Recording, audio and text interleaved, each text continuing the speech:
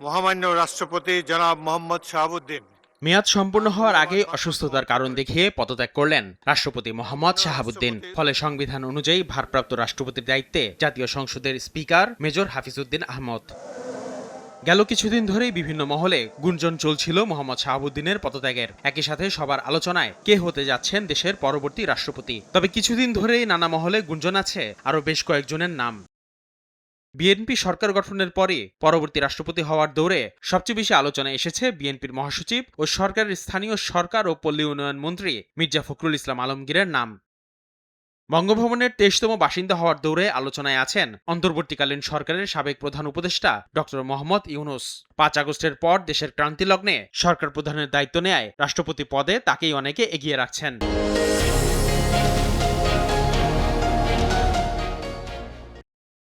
এদিকে দেশের ২৫তম প্রধান বিচারপতির দায়িত্ব নিয়ে অনেকেরই সুনজরে আসেন সৈয়দ রেফাত আহমদ। পাশাপাশি আলোচনায় আছে মন্ত্রিপরিষদ সচিব নাসিমুল গনির নাম।